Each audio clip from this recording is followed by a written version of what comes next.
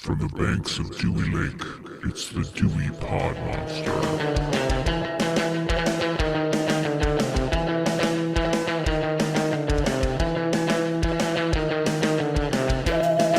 All right, assholes and elbows, this is the Dewey Pod Monster podcast. This is your weekly podcast about consumption and the original podcast about consumption. We are proud members of the You Run Podcast Network. You can find all of our previous episodes at yourunpodcast.com.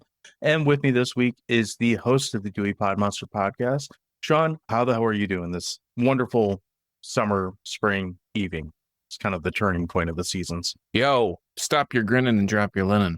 Let's get to it. See, all these one-liners coming off. We're not even a minute into this episode. What have you been watching, Sean? Game over, man. Game over. Well, I've got a chance to watch a bevy, a cornucopia, a veritable cornucopia of things this week. Okay. Cornucopia. Right. Little pumpkins are coming out. Fucking corns of cob. Cobs of corn. Corns of cob. Corns are cobbing. Pumpkins are cornoving. Yeah. I think I'm off season for that. But first of all, I watched Boy Kills World with Bill Skarsgård. Skarsgård. Do you know, I hadn't really heard of this movie until like a week ago, literally about a week ago. And I was like, oh, okay. I've heard a little bit about it, but I don't know a lot about it. Like I know of it, and that's about the extent. Okay. So it's basically like a humorous and really stylized revenge flick with Bill Skarsgård as the main dude who's deaf and mute. His name is actually Boy. Like throughout the movie, he's in the credits, he's Boy, and his inner voice is like the narrator of the movie, and it's H. John Benjamin. Oh, that's a win right there. Yeah, so it's got its moments. It's got some decent stars in it. I'm gonna go as far to say H. John Benjamin that's his name, right? Yes, that is his name. Might be the best voice actor currently working right now. It's got Charlton Copley. I can never pronounce his first name. You know who he is, dude from District 9 and all that other stuff. I don't know him by his name, but now that you said the dude from District 9, I know what you're talking about. Famke Janssen, Brett Gelman, and Isaiah Mustafa, who was like the original Old Spice guy, right? It's nothing groundbreaking, nothing really profound, but it's a lot of fun. Everything that Isaiah Mustafa says is jumbled English because the character Boy he can't hear, right? He can't hear, he can't speak, so he has to read lips. And things come out like kind of like Charlie Brown talk the whole time. No, it's like jarbled up, nonsensical things. Like one of the things he says, he looks right at him, he goes, "Tramp stamp skid mark," and you're like, okay, I don't know what that means. If you ever want to see a fight where someone uses a cheese grater as a weapon for an entire scene, this movie is for you. It's a lot of fun. It's not groundbreaking. I just watched a kid jump into a pallet full of cheese graters with another person sitting under it. It was groundbreaking, I must say. Skin breaking, at least. I watched, after that, I watched Lala, which is the story of Lollapalooza. It's on Paramount Plus. It's a 3-part. I've been seeing that advertised a lot. It's a 3-part series about, you guessed it, Lollapalooza. Perry Farrell, obviously, it's like a big part of the whole thing. Right off the bat, they show him and he just looks like an old, like, smooth-faced grandmother. Like he's got all the fillers and he's got like no wrinkles or anything, and his hair looks like, I don't know, he looks like Lisa Rinna or somebody with not as big of lips. And I don't know, it made me think about like it sucks to see celebrities get old and then like see them try to hold on to youth as long as possible. But it's interesting. The first episode is more of like how they came together, the first maybe iteration or two of it, and then the second one kind of expounds on that a little bit more. It gets to more where it's like a traveling thing, because I guess it was based off of Jane's Addictions. They wanted to do this tour where they went, their farewell tour was going around doing basically a festival at every location, and they decided that they would invite all these other bands and just made it a big thing. The third episode, I haven't finished it yet. That's like more of where it went from there and being stationed in Chicago year after year. So now it's like just a Chicago thing. And it basically was talking shit about Metallica being a headliner because the spirit of Lollapalooza, like Metallica does not fit into that whole thing. So, well, Metallica sucks too. So yeah, I'm okay with anything where you're talking shit about Metallica. This brought me to, so Ice-T was on the first Lollapalooza. He was with Body Count. And they did Cop Killer, right? The big controversial song. And they got like kicked off of the bill or something.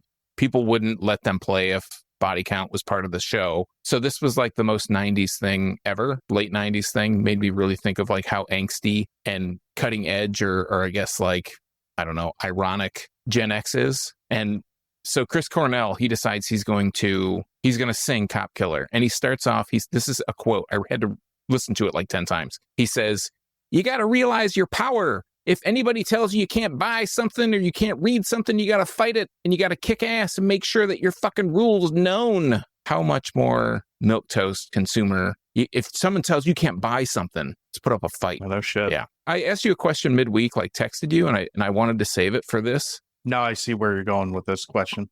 I figured you might know this. It's about Henry Rollins. Mm-hmm. And I just wondered watching this, when did Henry Rollins start performing barefoot? Any idea?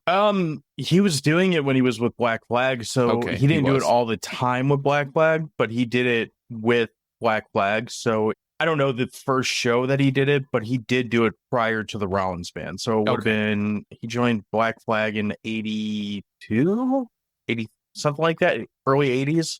And I've seen photos of him with Black Flag basically wearing those little, like, you know, nut hugger shorts that he would wear on stage and nothing else. But I've also seen him wearing like a pair of Vans or a pair of Chucks or whatever, and, you know, being a grimy person too. So I if I had to take a guess, it probably depends more on the stage that he's playing on, what his feet are actually on, than anything else. Like, I think if I had to guess, if the stage is not going to give him some disease by walking on it, he probably would play barefoot all the time. I just figured every time I've seen him, I haven't seen any of the Black Flag performances, so I didn't know if that was like a Rollins band thing, and I was just like, I don't know a time that I've not seen him barefoot, but I'm sure that he performed shoed at some point. Yeah, there's not as many, like, obviously not as many Black Flag performances out there on video too, because, you know, the 80s and all that, and a lot of people going to see Black Flag didn't really have cameras, I would assume, like different tax bracket, you know, for a lot of it. But yeah, he definitely did wear them. Not all the time though. Okay, so that concludes my question time. I also watched Caitlin Cronenberg's movie. Caitlin Cronenberg is David Cronenberg's daughter. She directed a movie called Humane. She's Canadian. Cronenberg's Canadian, so it's like a Canadian production, which explains why Jay Baruchel is like one of the lead people. But basically, after is global he that warming, big a star in Canada, or is that just something that I'm led to believe based off him being in like a couple Seth Rogen movies? Well, I think when you do a Canadian production and you film in Canada, one of the stipulations to get the tax write-offs is to have like a certain percentage of your cast and crew be Canadian. So that's all I really chalk it up to. I mean, I like him as an actor, but so anyways, it's okay. Yeah, it's all right. After global warming gets to be too extreme, governments around the world need to reduce their population, so they have people volunteer to enlist. They call it to be enlisted, which basically means to be executed. And the countries need to have 20% of their population like wiped off. So this rich family has a tough decision when a family member backs out of enlisting. It's a good balance of being a thriller and a humorous movie. Surprisingly, it's really satirical and pretty twisty-turny. It's a pretty decent movie. I enjoyed it quite a bit. I also watched, this is a big week for me, I watched Sharky's Machine, which I don't know if you've ever seen Sharky's Machine. It's like think so. 82. It's a Burt Reynolds movie. And do you have any movies that are a touch point for you? Something where you say, yeah, I'll use Sharky's Machine as my example. Yeah, I love Burt Reynolds movies. Sharky's Machine's one of my favorite movies, right? You can say Sharky's Machine is that for me. Like I saw it when I was probably either a young teenager or under 10. Like between 8 and 13, I saw Sharky's Machine. And there are all these scenes in my head that I could remember seeing, but it had been so long since I'd actually seen it. And I'd seen it when I was so young that I didn't know if they actually happened in this movie or not. I'm sure I have movies like that, but I can't think of one off the top of my head. This was Sharky's Machine's pretty good. I really, really enjoyed it quite a bit. It's kind of long. It's like 2:05 or 2:15, 2 hours, 15 minutes or so. They were going to say 2 or 5 hours long. Yeah, it's a 6-parter, 2 hours a piece, but it's pretty good. Yeah. On top of that, last thing I'll mention is I went to the movie theater with my family and we saw the Garfield movie, and it is horrible, rubbish bullshit. Like, who goes to a Garfield movie and expects to see a heist / animated action movie starring Garfield? I think the look on your face says it all. Who would expect that? For those who can't see it. So basically, if you're not Sean, John has a look of puzzled confusion on his face. Incredulousness, I think, would be a good way to describe. It's just Chris Pratt. I can't accept Chris Pratt as the voice of Garfield. Garfield is either Lorenzo Music or, at worst, Bill Murray. Chris Pratt just comes off smarmy as Garfield. I'm just over Chris Pratt. But yeah, that sounds... Yeah. Like, they give Garfield an origin story. It's ridiculous. It was so bad. I was just like counting the minutes when the movie would be, when I could get up and leave. From what I saw of the, like, what's been on TV, I kind of like the animation style for it. If you're going to adapt Garfield to like a 3D 2024, sure, 3D look, I thought it looked okay as far as that goes, but there was nothing in my soul that was like, I need to go see this ever. I think there's just kind of a running joke in the house here that I like Garfield for some reason. Like, my wife has got me Garfield t-shirts. I got one for Valentine's Day. I got one a couple of years ago. Like, I couldn't care less about Garfield. I think at one point I thought Garfield was pretty cool when I was like 10. You don't hate Mondays and love lasagna? I mean, I don't really like Mondays, but lasagna's okay. It's not like a top 10 food for me or anything. It's too much work to prepare. But so it was like, oh, Dad's got to go see Garfield. Dad's got to go see it. And I'm like, all right, I want to get out of the house this weekend. I'm going to go see Garfield. And we went, and I was like, I should have just stayed home. I would have had so much more fun alone at home in the dark. Watching smut. That too. That would have been excusable. So yeah, I watched quite a bit this week, and there are a few things I didn't even mention. So that's all I got. How about you? Well, I watched quite a few things too, and I won't mention all of them, but a few that I jotted down. I went back and watched, I don't remember what year this is. It's the early 70s, I think, the original Piranha movie, which stars our friend of the show, Dick Miller, as a mayor of a town that does not give a shit that people are getting eaten in his town, basically. What I will say about Piranha is it's kind of campy, it's kind of hokey, but as far as Jaws knockoff movies goes, because it's basically what it is a, half-ass Jaws knockoff. The body count in this movie, I lost count somewhere in the 30s. Like, there are straight up scenes where, like, you have, it's not 4th of July, but think like 4th of July beach scene where, like, the entire beach is just, like, entirely overpopulated and everyone goes in the water and pretty much everyone gets dead or mangled by these fucking piranhas. I was like, the body count in this movie is kind of fucking insane. It's not the greatest movie by any stretch, but if you want kind of like by 70s B movie standards, it's pretty fun. It's worth giving a watch if you haven't seen it or haven't seen it in a while. I haven't seen it in probably 20-ish years. I've seen the Piranha, the one with the boobs, and Piranha, the one with the bigger boobs, and whatever they were calling them for a while, 3D and 3DD or whatever. Like, those are fine, but the original is definitely a better film as far as those are concerned. At least it kind of feels like it's trying to be a horror movie as opposed to just boobs and fish. It's very much so a franchise that I haven't watched a ton of, but I just was bored and kind of landed on the original and wasn't mad about it. Sticking with the B kind of campy movie, no pun intended on that one. I watched 1980-something's Cheerleader Camp, which is a fun movie. It's got a great poster, and that's kind of what sold me on it. I actually haven't seen this one before, looking at it, I'm like, this is totally something I would have rented. How did this get past me all these years? And it is basically Sleepaway Camp, except you're removing the dong at the end and you're replacing it, or spoilers if you haven't seen Sleepaway Camp, you're removing the dong at the end and you're replacing it with cheerleaders. And it's the same level of shitty, schlocky video store rental horror movie, campiness to it. Again, camp, no pun intended in this case, but it's got the characters that you fucking hate, but they're kind of lovable at the same time because they're so just this came out of a 1980s bad slasher flick, and they all die horribly, and you're kind of okay with it because they suck, but you kind of are.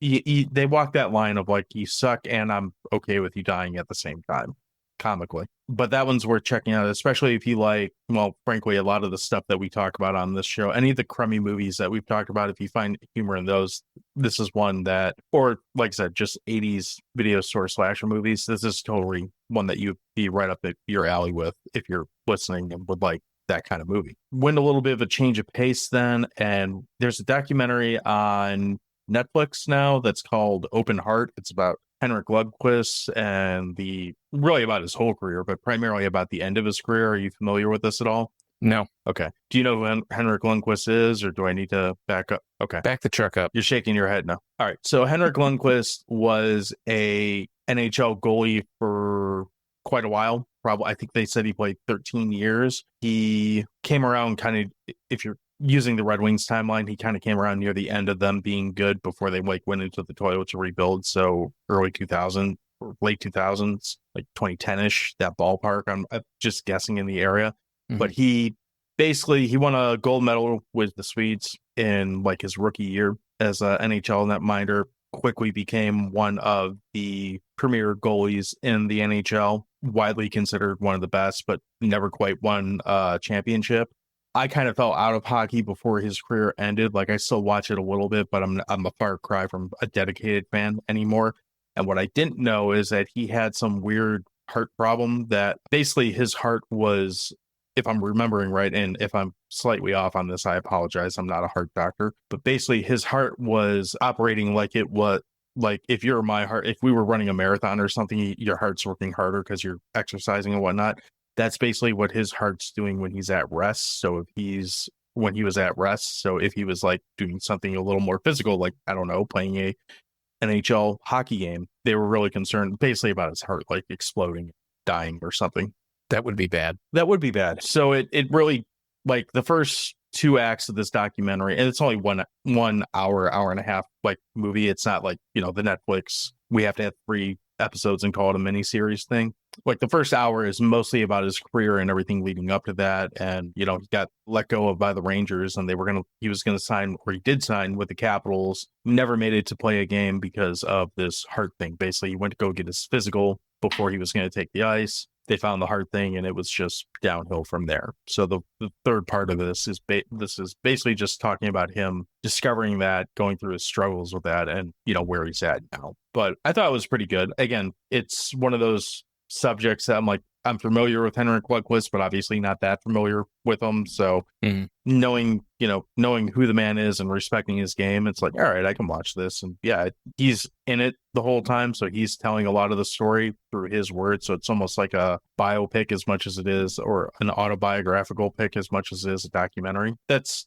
worth watching. I know you like sports docs too, so might be worth checking out for you. Going back to camp and whatnot, we mentioned a couple weeks ago we were mourning Roger Corman, and I bookmarked Carnosaur as a movie to go back to and watch again because I haven't watched it in a long fucking time and doesn't hold up.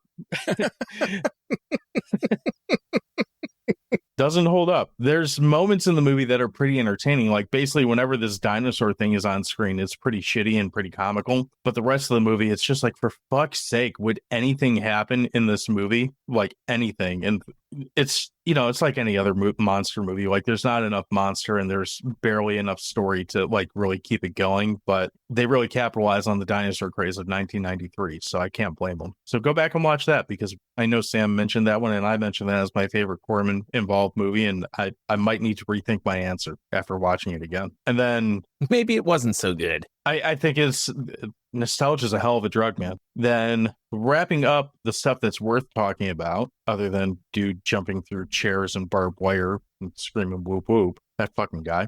If you haven't caught it yet, there is a new South Park. I don't know what the fuck, if this is an episode or a season or a mini movie or what, but they have a new special on, which is about Ozempic. It's called The End of Obesity. It's out now on Paramount Plus. I'm sure you'll probably find it through other means if you wanted to. But in true South Park form, they managed to take a very like loose premise and tie together magnificently with Randy just being an utter shit-sipping piece of trash and doing all the worst things possibly imaginable while still making you laugh your ass off, because it's like at some point this movie takes all the, again, I don't know if these are movies or just specials or how they're marketing them, but it's like an hour and a half long, so I'm going to call it a movie. And it takes like all the tropes that you expect out of a movie like Scarface and Bad Boys and whatever other cop movie you have with guys doing drugs and shit like that and car chases and whatnot. So think like Michael Bay theatrics, but it with South Park characters. So one, you can kill off like 80 of them like instantly and they'll all be back next week or whenever we get another one, which is also kind of funny. But it's just, it gets to this point where it's so over the top and so ridiculous that I just found myself laughing kind of uncontrollably at it by the end of it. So that's usually a good sign for South Park. I know you like some South Park. I don't know how much you follow it, but as far as these new specials or whatever, this one's been probably the best one since the COVID ones. And they've done 4 or 5 of them. Now, I know the reason they're doing them like this is they got some weird contract rights between who gets their episodes first between Comedy Central and HBO and all the places where they're basically, because of how streaming is now, like their rights are up in the air, essentially. Yeah. So I guess that's why they can't make like a normal season with half-hour episodes anymore. But for whatever these things are, this one holds up pretty well. I was pretty amused with it. That's it for me. That's pretty much all I got as far as new stuff I've watched this week, or repeat stuff that I've watched. Want to take a break and come back and talk about Aliens? Let's take a break and come back and talk about Alien. Let's do that.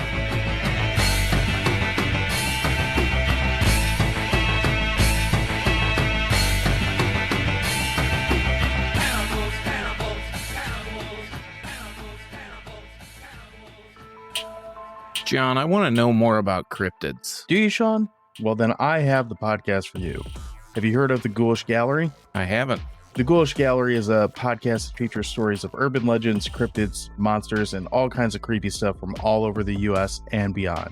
You get the chance to listen to a wonderful host chat with people about their local spooks and share knowledge with everyone. Spooktacular. Sounds like a pretty cool option. And when you're not listening to the Ghoulish Gallery, there's also a really awesome website that pairs with it perfectly called The Sinister Scoop, where you can read about all things spooky, be it horror movies, books, social media stuff, pretty much anything involving the horror indie scene.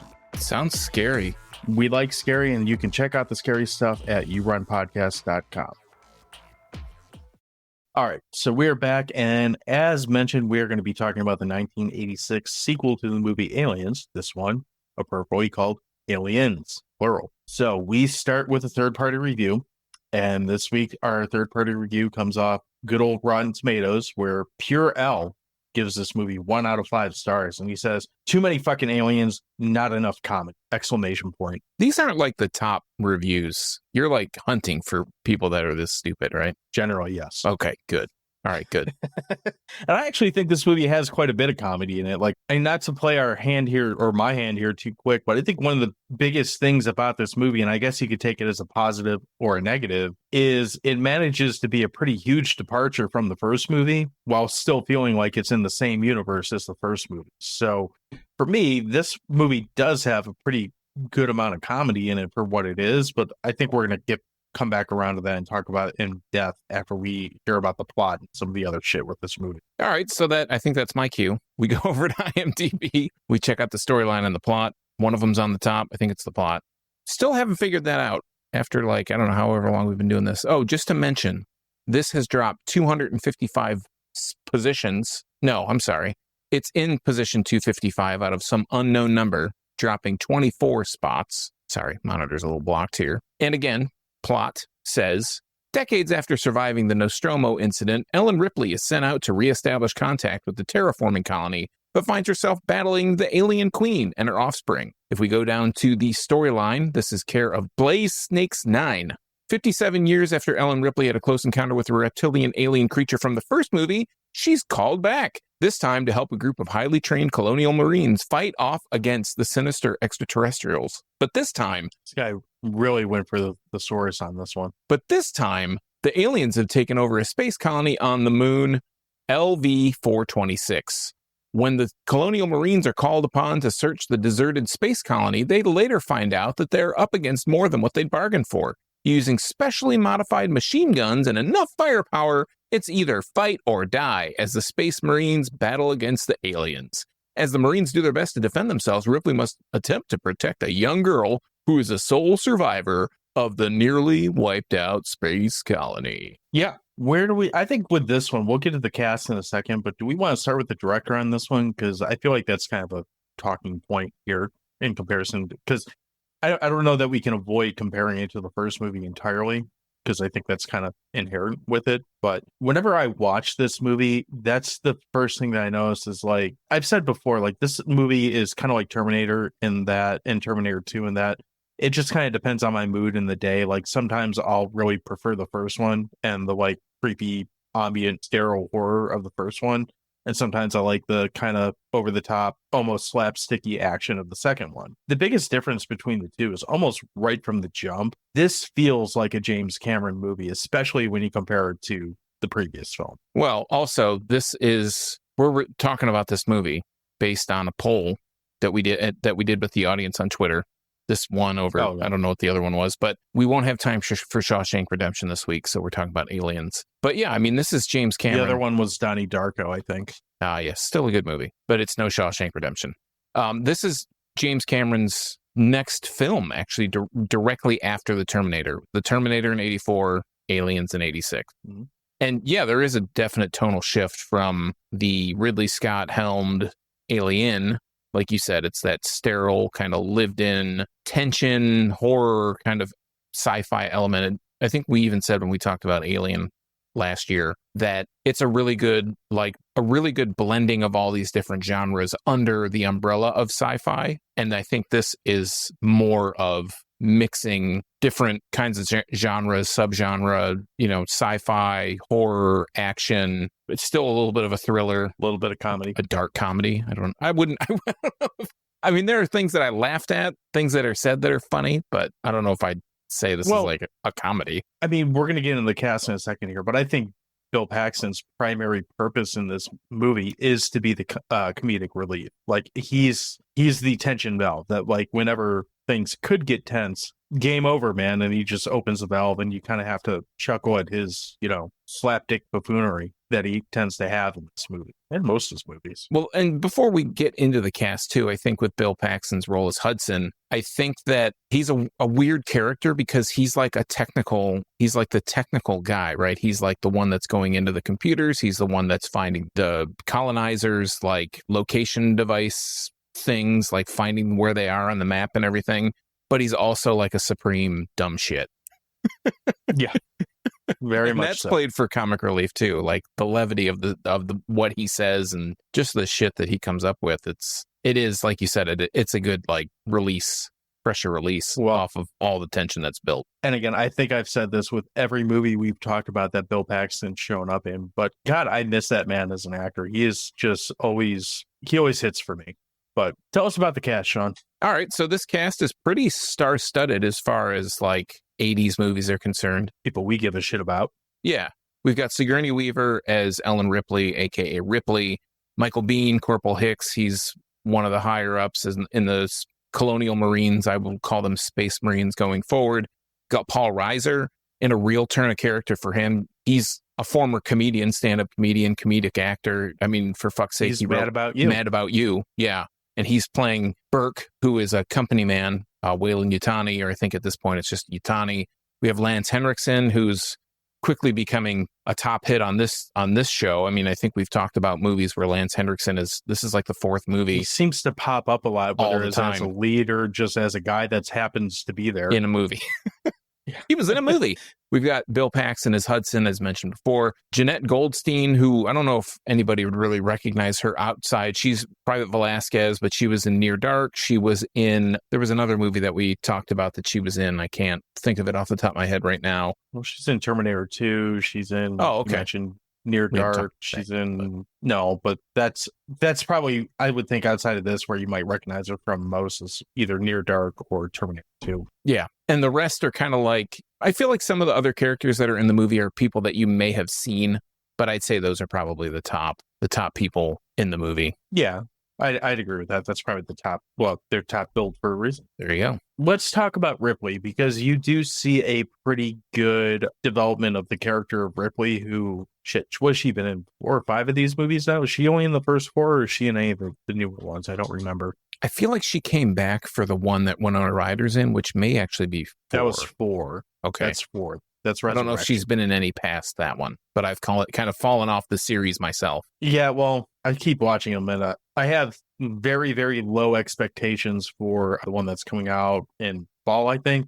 I'm calling it the Evil Dead Alien because of the guy directing it, but I'm keeping my expectations low because honestly, this franchise, well, that's a conversation for a different movie, but I like seeing that at least for these first 2 movies, you get a really good, seemingly genuine character arc for Ripley. She starts the first movie as this cautious, kind of by the book, the person that, is still a badass and able to kick ass when she needs to, but she's also the voice of reason in that movie, very much so. This movie, I still feel like she's the voice of reason, and oftentimes the person who's the voice of reason that like no one listens to, even though they probably should. But with the introduction of Newt, who is this little girl, which I don't think we mentioned her in the cast, but this little girl that they find in, as they're doing their space marine shit, that she essentially assumes the role of mother for this child that they find. And yes, I know that the director's cut, they actually go into the backstory of her being a mother and blah, blah, blah. I don't know which version you watched. I didn't watch that version for this. Honestly, this movie's long enough. I don't need any more director cutting into it. But it really gives her more of a role of like, she's a badass and like a leader and in a very male dominated genre, really. But she also has this softer, nurturing side to her, which she does a really good job of flexing throughout this whole movie. I think you're right, but I think with Ripley, the character, there's also that element that she knows that the company is kind of screwing her anyways. Not to be trusted. Yeah, because she wakes up from the hypersleep from, like we said, 57 years. They're questioning her about all the things that went on Nostromo and LV-426 and all this stuff. And they had to do the destruct sequence on the ship. They're going to, that's it's funny too. That's like, this is a multi-million-dollar ship. Like, no, that's like hundreds of millions of dollars in today's, or in that future's money that these ships, that's like a fighter jet is a multi-million-dollar thing at this point. But so I think that she realizes that she's just kind of a pawn anyways. So yeah, she has that like take no shit kind of attitude. She's the smartest person in the room most of the time, even though she's brought in with all these hardened Marines. And at first they don't give her a lot of respect.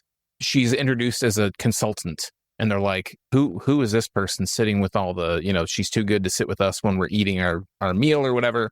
And they quickly realize, no, she's been through some shit. She knows what she's talking about. This is a person that, maybe actually has some experience and we should be listening to her. So I think the arc goes from, like you said, that follow the rules by the book person in the first movie to the second movie. She's like become wiser by leaps and bounds because of her experience with Yutani to date. So it's an interesting arc. And it's cool to see that arc carried through two movies with two different directors and done really, really well. Like, they don't feel like they're disjointed at all. They don't feel like they're from between two different people. I'm sure the scripts were written by different people. It's like whoever put all this stuff together did a good job really making it, attention to detail. Yeah, making it fit together. There's such a tonal shift in these movies that it'd be very easy to just turn Ripley into, Space Marine number 7 or whatever, and just have her go be shooting everything. And I guess to an extent she does do that, but it'd be very easy to just make her girl Bill Paxton, essentially, or girl just go ape shit, or whichever, pick your Marine. They don't. She's very much so the person that, like, again, they don't do that. And having this character mature from one movie to another with different director, different writer and all that, I can't think of another movie where a character or pair of movies or a character really develops like that from part 1 to part 2 with a director change and all that. Like, it's really something that's extremely well done and worth mentioning, if nothing else. As we mentioned, it's an alien movie. They're all sleeping in their underpants. No one has morning wood when they wake up, and they go eat some slop, and obviously aliens are going to show up. This movie, maybe I'm wrong about this, and you can tell me I'm wrong. I'm used to that. You're wrong. This movie feels like the blueprint for what would be to come with pretty much any video game drama, like action video game going forward. When I watched it this time, a lot of how this movie plays out, I felt like I was watching a video game. Yeah, I mean, I think that this movie you could say this launched a 1,000 franchises of video games. I mean, when you think of things like Doom, there's games that are built specifically around Space Marines. And I know that they're not called Space Marines in this, they're called Colonial Marines, but for all intents and purposes, they're Space Marines. So yeah, you get a lot of almost video game kind of tropes to this. I mean, if you look at a game like Metroid with Samus Aran, this is like direct inspiration for Metroid. I know Metroid came out, I think the original Metroid came out obviously after the original Alien, but this will come up again later when we get to question of the week, but I was thinking more Halo. Yeah, I mean, Halo for sure. Doom. Yeah, absolutely. There's a gazillion friggin' Alien games and Alien versus Predator and all that stuff. Are any of those good though? Like I again gave up on. I mean, games. I don't know. while ago. Well, I don't think there have been too many since you stopped playing. I wouldn't know. Not as coveted of a franchise as it used to be. But, we think of something like Warhammer. Warhammer 40K is all about Space Marines. I don't know if that predates this or not, though, but I feel like a lot of ideas in pop culture in video games about what a Space Marine, a Colonial Marine is based on a lot of the ideas or a lot of the characters or the equipment or the job that the Colonial Marines do in Aliens. I feel like they owe Aliens a lot of credit for that idea. Oh, I totally agree with that. This is like the blueprint for like Space Marines kicking ass. Yeah. And occasionally getting killed horrifically. Usually. Yeah, well, usually. As evidenced by this movie. What else do you like about this movie? What are some other high points for you? I just like the whole backstabbing kind of plot twists, twisty-turny kind of stuff that we get with Paul Reiser as Burke. You get a lot of the world building of Yutani and Weyland Yutani being this, they're an international corporation, right? And they're so cutthroat. They don't care. Anything is expendable. Anyone is expendable. That's like an idea of corporate kind of greed personified. Well, not person. There's no I think Burke is that person personified. He'll do anything to convince you that he's there for the right reasons. And obviously this movie came out in 86. We're talking about pretty much a 40-year-old movie at this point. We're going to probably get into stuff that's very spoilery, but I like that they use the same LV-426 is the same place that the first movie, takes place in. Starts. And they're sending him back after all this time. And Ripley's very hesitant about it. She's like, wait a second, why are we going back there? What is this all about? I'm like, well, this is a colony now. They're terraforming it. They've been doing it for 20 years. It takes like 40 years to develop all this stuff. And when they get there, it's just like rain, rain, rain. They get there. There's that. The movie adds this really strong feeling of claustrophobia. Not only are they being hunted by all these xenomorphs, we only had the first xenomorph, aka alien, and now we have aliens, multiple xenomorphs. We see like evolutions of that character too, like not only evolutions as in strategy, because they're pretty expendable in this movie as compared to the first one, but we also see different kind of iterations of that creature, of the alien. We see the queen, which we had never seen, obviously hadn't seen a queen, the transforming ability of the queen to be different modes depending on, the threat level. So I think that's a really cool idea too. This movie takes what happened in that first movie and it's just evolving into the next thing. I don't think that Cameron and the writers had an idea that it would go as far as it did, that we would have 6 alien movies or 5 alien movies or whatever, 8, plus Prometheus. If you count the Predator ones in that, I think there's like 8 or 9. Yeah. Well, then I was going to say, and then the Predator stuff on top of it. There's no way in 1986 that they could have known that this was going to happen. But I feel like especially if you get into what the next movie turns into, but that's again different podcasts for that. Yeah. And the xenomorphs are such a badass creature that they started taking over all these different mediums too. So we had like comics. Alien vs. Predator started out as comics. There was an Alien comic. There's all this thing. The xenomorph has invaded all these different types of media too. Video games. I think there might be a playable xenomorph character in one of the fighting games. There's fucking children's toys of the xenomorph. Right. I really like in this movie how they kind of flip the script with the android, that Bishop is, they never say it, but they really try to lead you down the path that Burke is, what's the android's name in the first one? Whatever his fucking name is. They really lead you down the path like they're trying to almost hint like Paul Reiser. I remember watching this the first time I saw it, thinking that Paul Reiser was also an android and had like only the company's interest, in his programming or whatever. And we find out that's not the case, and Bishop is the only android, and he has a very weird ending, which we'll maybe hit on, maybe we won't. But I like Lance Hendrickson, Hendrickson as an actor for the most part. Obviously, he keeps popping up on the show, so we must be okay with him. It's all because of him. This show really is all the genesis. Yeah. Dewey Podmonster is just Latin for Lance Hendrickson, fan service. But he's a really good actor. He plays his character really well. And I like that they do the switcheroo with him, and that he's not a bad android guy in this movie. Like, he's there to benefit the crew, which I think that's a cool switch because coming out of the first movie, we have a whole different opinion about androids, obviously. Isn't Ash the android from the first character? Might be.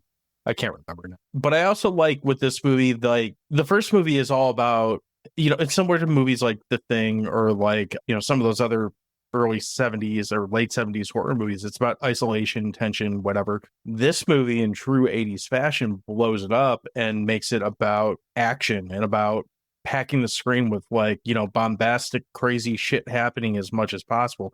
And looking at it 40 years later, it's not that crazy as for a movie. Like the stuff that happens in it all seems logical as far as like a progression of an action movie. Like this feels more like an action movie to me than it does a science fiction movie, certainly more than a horror movie. There's obviously science fiction elements there, but this feels very much so a movie like it's like the action version of a slasher. And we've seen these a million times. You have your handful of characters and who has top billing and is going to be there at the end of the movie. It's one of those type of movies. And I'm fine with that, but it just does it really well. It gives you just enough of all the Space Marines and whatnot to get you to, I won't say you get to know them, but you get to like them pretty quickly. Like Apon's one of my favorite characters in this movie, and he's got 3 minutes of screen time, maybe something like that.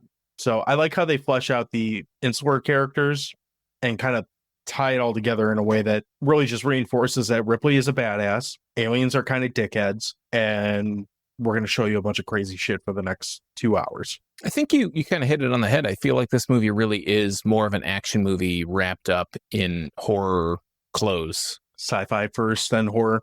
Yeah. I mean, I feel like people would come to this movie because Alien was it's a horror thriller. I think that's wrapped in like a sci-fi wrapper, basically. But I feel like this movie is more, it obviously has to keep some of those elements of the horror, obviously sci-fi, because that's the backdrop to all of it. But I feel like it's much more of an action movie than anything else. Like you said, we have these, I don't know how many Marines there are, maybe 10 or 12 or something that we see originally. And then by the end, we're down to shit like, if 3. we have 12 to start with, 6 of them get wiped out like that. Yeah, when they find the nest. Yeah, like they get wiped out like within 5 minutes. And I'm all for that. Like I'm all for a big scene where we cut the cast in half, quite literally, and just move on from there. Because that kind of brings a element of danger to the story. Like, oh shit, what are they going to do now? Like they just wiped out half of their fucking platoon. So I'm not complaining about that, but these guys who are not named Ripley are pretty expendable in the movie, and you learn it pretty quick. Yeah, I mean, there was times when I was watching this and I'm like, okay, I know Hicks, Michael Biehn, I know Hudson, I know Vasquez, Drake, Apone, and I only remember Spunkmeyer because the name. It's a good name. You're not going to forget Spunkmeyer, right? And he doesn't really do much besides fuck up and let the alien on or whatever. And the ship crashes, the piloted ship.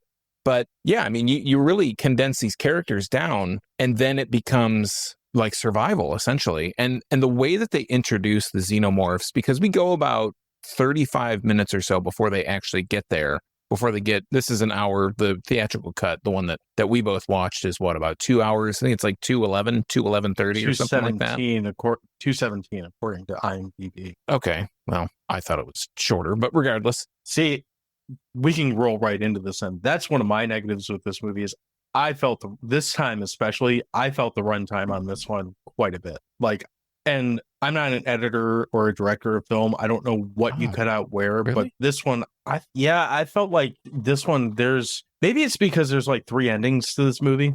Like it just kind of, you think it's over and then it's not. You think it's over, then it's like, maybe it's that. But this time I really felt the 2 hours and like I feel like if they could have cut down that 17 minutes and got it to a clean even 2 hours ish, I probably would have felt better about it. But this time I did feel it quite a bit more. I felt kind of the opposite. I remember watching it previously and thought, wow, this is kind of long. But watching it this time, it rolled in to me. Like, I agree with you on the multiple ending. It feels like there are multiple times when they could have just ended the movie and didn't have to go back. And it has very much like a Friday the 13th kind of feel when you get to the very end and you're like, oh, okay, obviously we've both seen this before, but sure.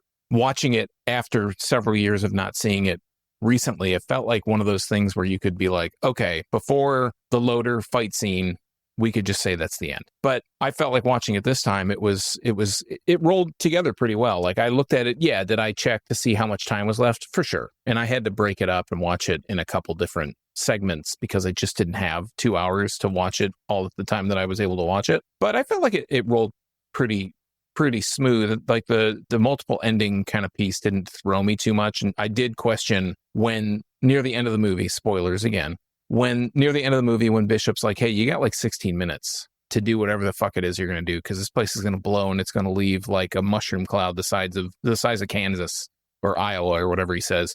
And she has to go back and get one of the characters. And you're kind of like, did you really have to go back and get that character? I thought to myself, clearly, this is a point where they were home free. Like Hicks, Ripley, Bishop were home free, no problems. Could have been, I don't know, smoking cigars back in the mothership or whatever. And they didn't do that. She decided to go back in. I was going to say before is that the way that they kind of reveal the first time the xenomorphs come out, like they come out of the woodwork, they're like all nestled in. And this is where we start to see more of the cocoons, basically, of all the colonists that had been gestating all these different alien little chest burster babies and shit. It was like, what a creepy, weird kind of thing that, you know, we know that these things grow inside human beings because we know that from the first movie. But this is like, I think this is the first one where we actually start to see that they have all these little nests of all these people hung up and shit. And they're just like all goopy and covered in ectoplasm and whatnot. And this was actually a movie, when I watched this, I asked my older daughter, because totally unrelated, I have Friday the 13th, or I'm sorry, I have Nightmare on Elm Street on my little list of movies that I want to watch. And she's like, what's that? And I'm like, you never heard of that? Like, you want to watch a trailer? She's like, let's watch it. I'm like, yeah, I don't think you're ready for this, but maybe we can watch Alien. I don't know if that's a good trade-off. Like that's a good introductory movie. But I also feel like this movie, you can, knowing the movies that freak your children out, I don't think Nightmare on Elm Street is the road you want to go start down with quite yet. Yeah. Especially not right before bedtime. But I feel like you could, with all due respect, of course. I totally agree. Yeah, I don't want to be up until 2 a.m. or 3 a.m. if I don't have to, unless I choose to. God damn it. But I feel like Aliens is a good, you could kind of go into this movie without seeing the first one and just take it at face value and feel like, you know, from what they tell you, you pretty much know what's going on. There's no recap, which I like. I like that it's not like previously on. You know, they don't try and roll in like the very end of the first movie into the second movie to give you an idea. It lives in its own merit. Like it's its own standalone thing. Should you watch the first one? Of course you should, because it's an awesome movie. But I feel like you could go in and watch the second one on its own merit and say, okay, I feel like I know what's going on. And multiple xenomorphs just add to the fun. I think you could watch this one as a standalone and be just fine, but I think it would also leave you with questions, which thankfully you have a great movie before it to kind of fill in those gaps. I want to say too, with this one, and I don't know if this is a negative or kind of like a mixed bag type thing, like maybe somewhere in between, but this movie, especially for me, you know, it makes up for it because it does so many things and it is really a fun movie. Like this movie is almost the definition of, this might be the most popcorn movie that we've had on this show so far. Like it is over the top, it's fun and it's crazy, all that type of shit. But if you're going to look at it from a more logical standpoint, there's a lot of leaps of faith you have to take and just kind of let the movie. If you're going to want to like just truly enjoy this. And I think this movie is fun enough that you can do that, but especially when you get to the third act, and here's the big spoiler that I'm going to complain about because this always annoys me when I watch it. You know, we learned in the first movie, and I think it was questionable in the first movie when she blows the airlock and sucks the alien out of the ship or whatever, and everything's fine for her to go get down into her undies and get into her fucking sleep belt. Okay. This time, she's not strapped into a chair or anything like that. She's holding on to a ladder and she kicks open or pounds open the air, you know, thing, and not only sucks the alien out of the airlock, all this other shit's flying, and this child who presumably is not as strong as the gravitational pull of space is able to crawl out of the airlock. Half of Bishop is able to help her crawl out, basically, and Ripley is able to just kind of hang on by her hands in this air. I'm like, that's fucking bullshit. Like, I'm sorry. Like, I'm giving you the benefit of movie magic because I don't want Ripley to die in this movie. Like, she's one of the only characters I don't want to die. But at the same time, if you kick open an airlock, especially an airlock that's like twice the size of the last movie that we saw, and all you're doing is hanging onto a ladder, you're fucking dead. Like that's what's going to happen. I don't even know how oxygen works in space in that scenario. I don't think well.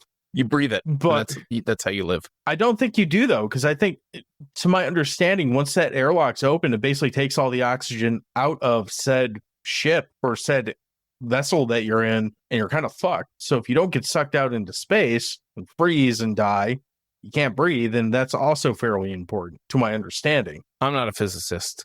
I'm not either. Can't I'm just saying question. This movie, again, I like this. This is not something I'm saying as 100% negative, because the movie does enough to make you enjoy what you're watching. It almost lets you throw away some of these things like gravity and shit like that, like whatever. The selective acid blood. Yeah, that's another thing. Like there's a lot of, I mean, I've used the term before. There's a lot of plot armor where you kind of have to just go along with it because you want to see what's happening in the movie, where it kind of breaks its own, like even by the laws of whatever is established in the alien universe, it kind of breaks its own rules in a lot of ways. Is that fair? Yeah, I mean, I don't think there's that many. I think the biggest technical, like scientific leap of faith is probably the airlock piece, which before you said it, I wouldn't have even thought about it. Newt doesn't crawl out of it.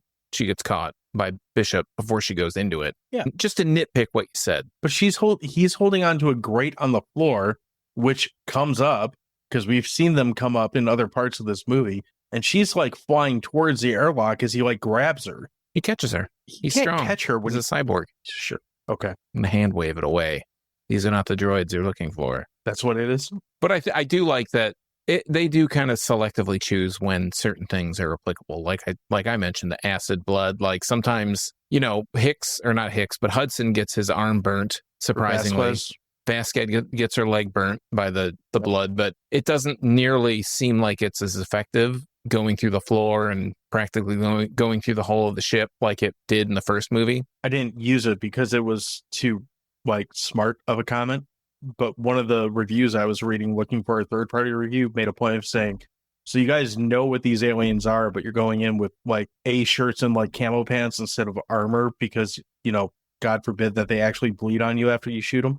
Didn't help Hicks. Didn't help Vasquez. Didn't help any of them. I think with this too is that when I watched it, I was like, man, these xenomorphs are really expendable.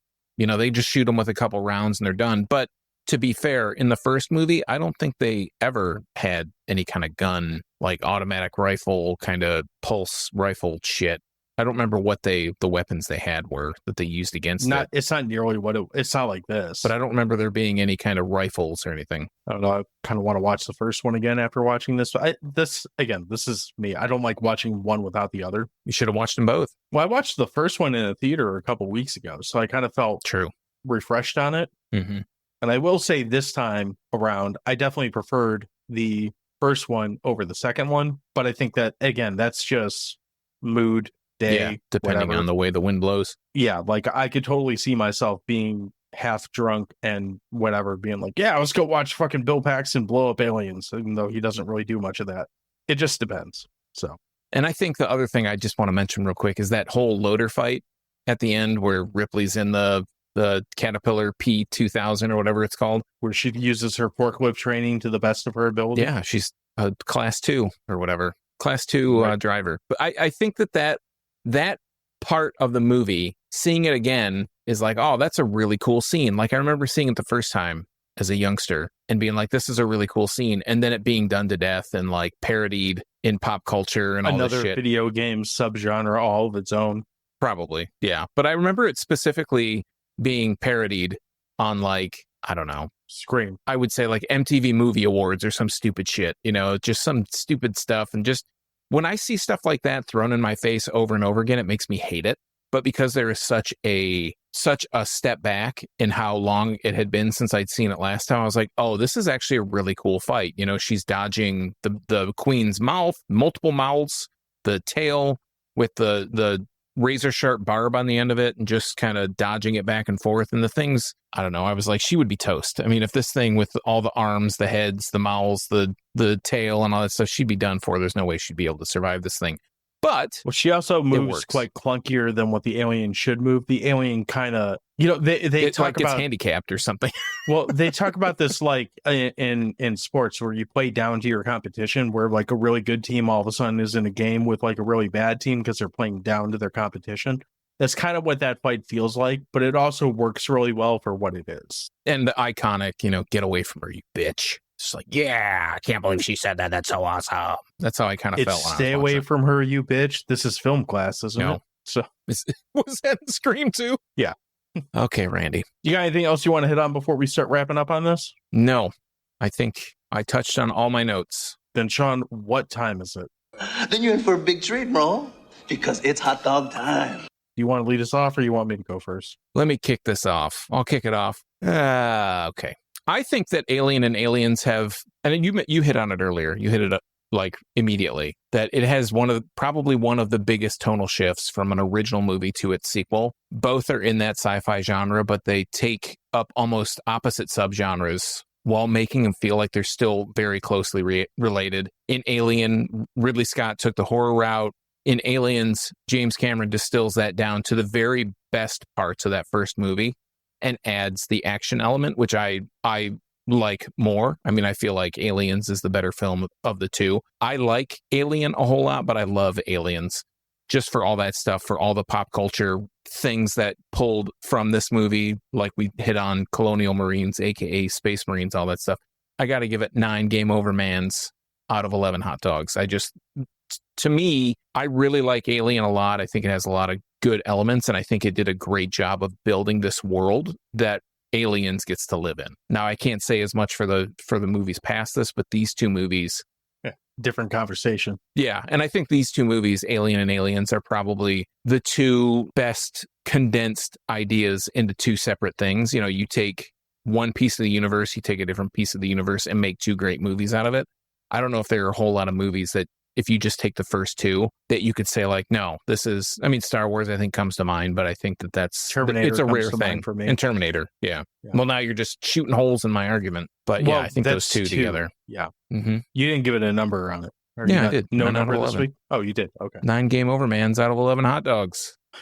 Believe that. So for me, this time around, like I definitely was feeling the horror vibe more than the action vibe. So right now I prefer the OG to this one. And again, you could ask me this next week and I might answer differently. Like that's just kind of what these two movies are. But this movie on its own merit as a standalone piece, this movie's a fun movie. It's a fun action piece. It does a good job of progressing the story that we're already kind of familiar with and kind of taking it to another level, while bringing in new elements of action, insanity, great visuals. Again, it's 1986, so we're talking about dated looks, but you don't really notice that much in this movie, much like the first movie. It ages very well. I give this movie a solid 8 Uzi hot dogs out of 10. I don't really have a good hot dog analogy this week, but it's fun. And on a different week, I might rate it a little higher, but right now, this is just being a little long and being a little whatever. I just was in more of a horror mood this week as opposed to an action mood, and that's kind of where I'm landing on it today.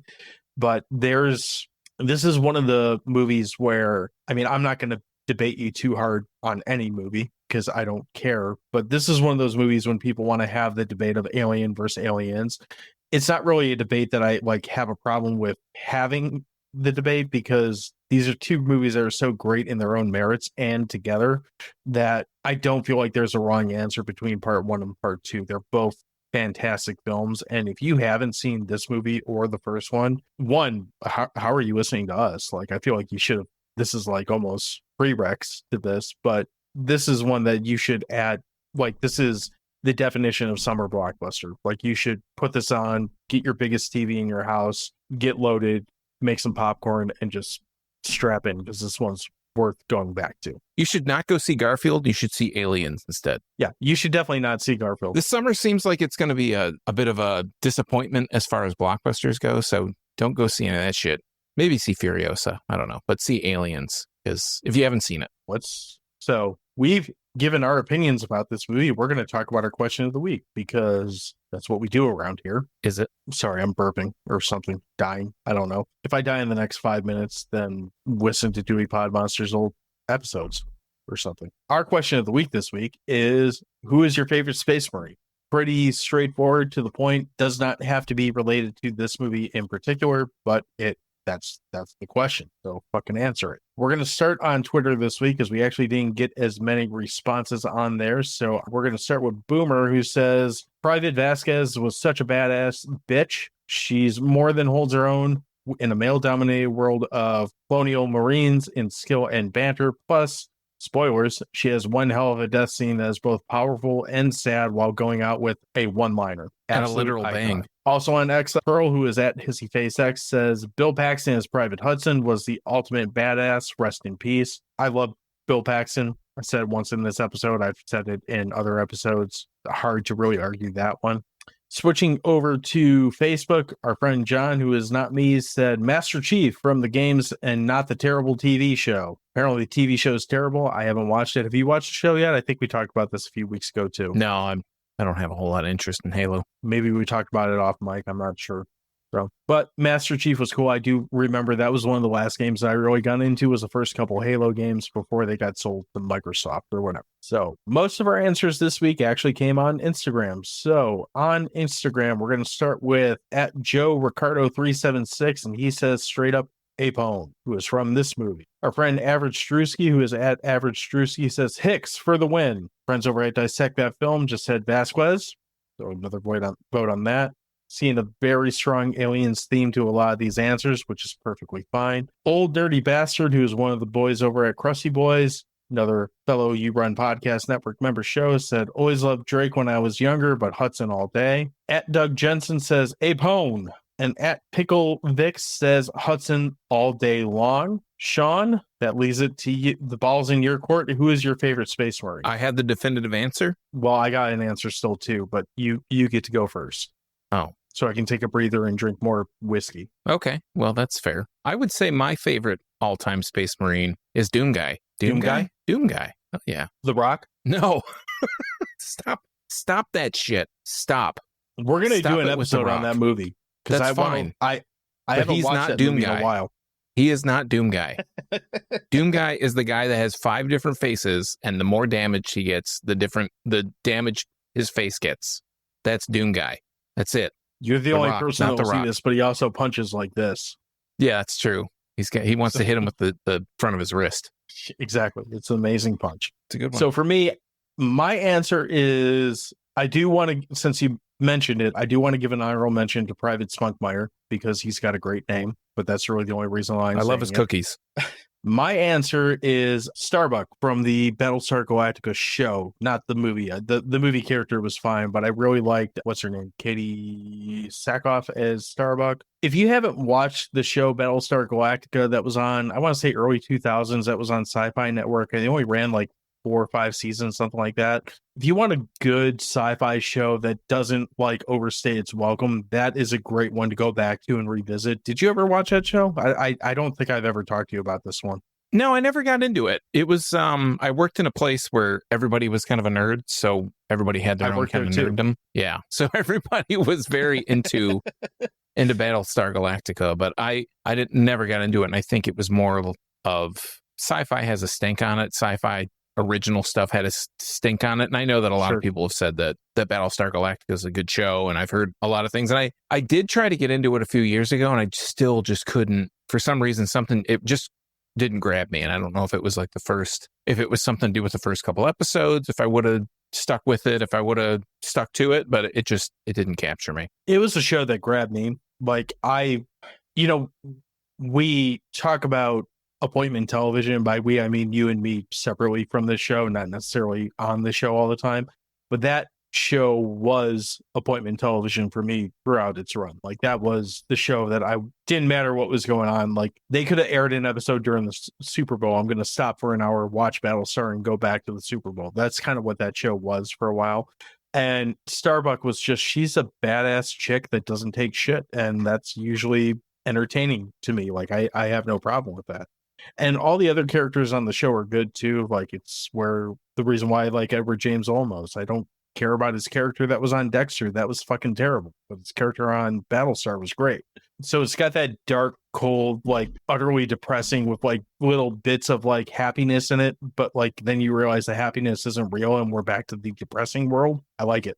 I loved it. So that's my answer, is going to be Starbucks for this week. We should stare at each other for another few minutes. Let that sink in. Awkward pauses aside, since Sean hasn't seen this magnificent show, we're going to finish up here. And we finish up by telling you about all kinds of shit where you can follow us, find us, all that type of good stuff. So where you can find us at our site, which is crap.town. All of our previous episodes are there. All of our new episodes will be there, and some other stuff. You can find us at yourunpodcastnetwork.com. You can check out all of our old episodes there, as well as all the other great shows that are on You Run Podcast Network. They're all available, right to listen to. Check it out. I would recommend it.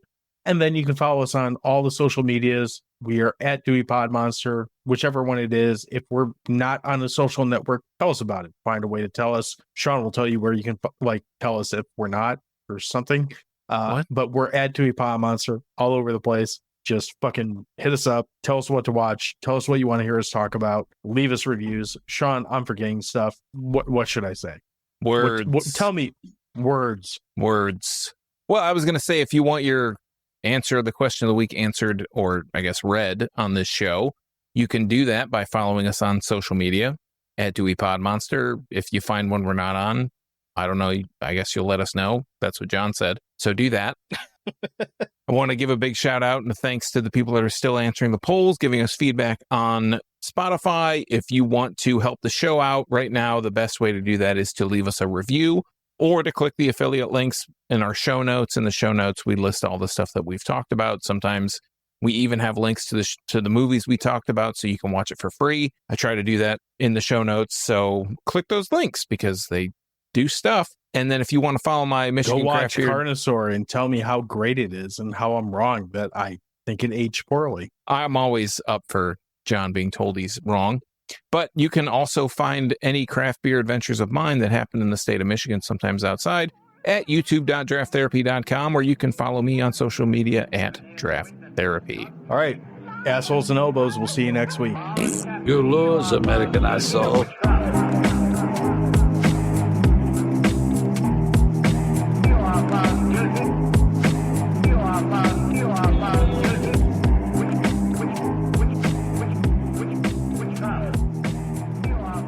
All right, assholes and elbows. This is the Dewey. All right, Dewey assholes and Decimal elbows. This is the Dewey Decimal System / Dewey Pod Monster podcast. I'm going to do that one more time, and hopefully I don't fuck up this time. Blaze steaks. Jesus, I said it again. Fucking dropping the ball here. Then you're in for a big treat, bro. Because it's hot dog time. Too much Maker's Mark. No such thing.